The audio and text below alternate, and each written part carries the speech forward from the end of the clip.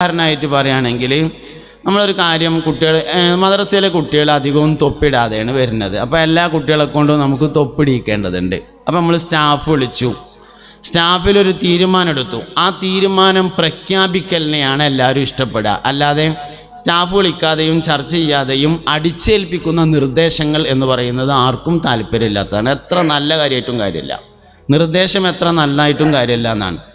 അതിനാണ് നമ്മൾ മുഷാവറ എന്ന് പറയുന്നത്, കൂടിയാലോചന എന്ന് പറയുന്നത്. അപ്പോൾ നമ്മൾ എടുക്കുന്ന തീരുമാനങ്ങൾ കൂടിയാലോചനകൾക്ക് ശേഷമാകുമ്പോൾ മനപ്പൊരുത്തമുണ്ടാവും. അപ്പോൾ ഒന്നാമത്തത് ഇൽഫത്താണ്. ഇൽഫത്തിന് ഒരുപാട് മാർഗങ്ങളുണ്ട് എന്ന് നമ്മൾ പറഞ്ഞു.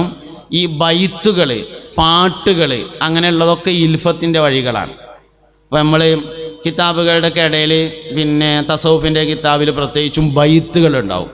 അപ്പോൾ ഒരുമിച്ച് ചൊല്ലുക, ഒരുമിച്ച് ഫാത്തിഹ ഓതുക. അങ്ങനെ നമ്മൾ ഈ ഖിറാഅത്ത് പഠിപ്പിക്കുമ്പോൾ 7 പഠന പ്രവർത്തനങ്ങൾ പഠിപ്പിക്കുന്നതിലെ ഏറ്റവും പ്രധാനപ്പെട്ട ഒരു ഭാഗം ഒന്നിച്ചോതുക എന്നാണ്. ഗുരുവും ശിഷ്യനും ഒരുമിച്ച് ഓതുക എന്നാണ്. ഇൽഫത്തുണ്ടാവും, മനപ്പൊരുത്തമുണ്ടാവും എന്നാണ് ഒരുമിച്ച് ചെയ്താൽ. അപ്പോൾ അടിച്ചേൽപ്പിക്കുന്ന പഠനമാക്കാതെ ശരിക്കും പഠിപ്പിക്കുക എന്ന് പറഞ്ഞാൽ പഠിക്കാൻ സഹായിക്കുക എന്നാണ് അതിൻ്റെ അർത്ഥം. പഠിപ്പിക്കാൻ ശരിക്കും കഴിയില്ല. അയാൾക്ക് സ്വയമായി പഠിക്കാനേ കഴിയുള്ളൂ, അതിന് വേറെ ആൾക്ക് സഹായിക്കാനേ കഴിയുള്ളൂ.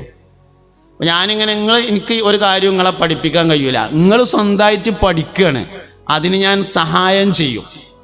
അപ്പോൾ പഠിപ്പിക്കാൻ കഴിയില്ല, പഠിക്കാൻ സഹായിക്കാനാണ് കഴിയുക.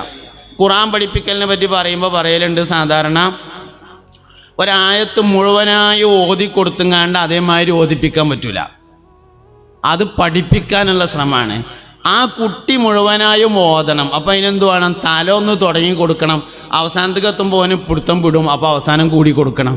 അങ്ങനെയാണ്. അതാണ് പഠിക്കാൻ സഹായിക്കുക എന്ന് പറയുന്നത്. ഒരിക്കലും പഠിപ്പിക്കൽ നടക്കൂല, പഠിക്കാൻ സഹായിക്കലാണ് യഥാർത്ഥത്തിൽ നടക്കുന്നത്. ഈ സഹായം നമ്മുടെ ഭാഗത്തു നിന്നുണ്ടെങ്കിൽ മനപ്പൊരുത്തമുണ്ടാകും എന്നതാണ്.